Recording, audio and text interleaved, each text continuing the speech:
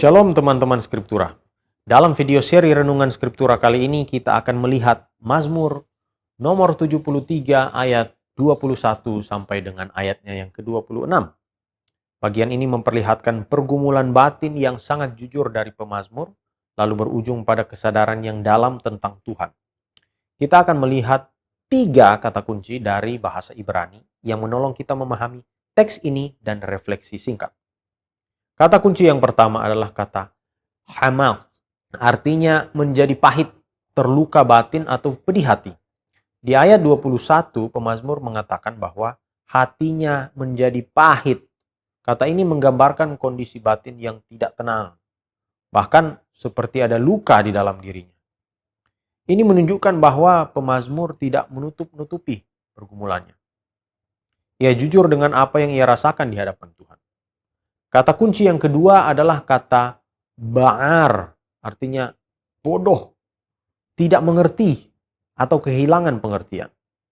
Di ayat 22, pemazmur mengakui bahwa ia menjadi seperti orang yang tidak tahu apa-apa.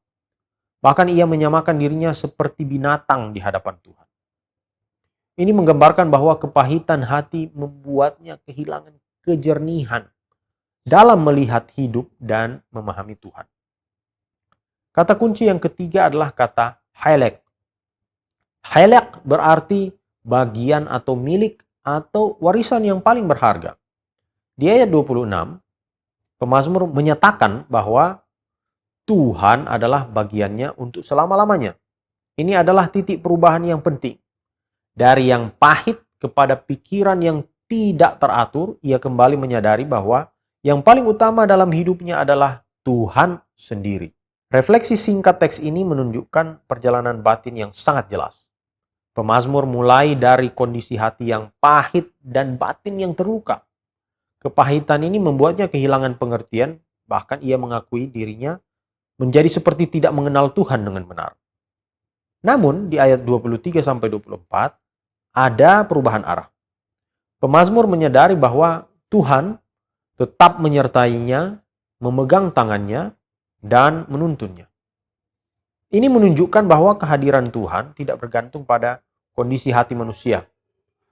Lalu di ayat 25-26, pemazmur sampai pada kesadaran yang sangat dalam.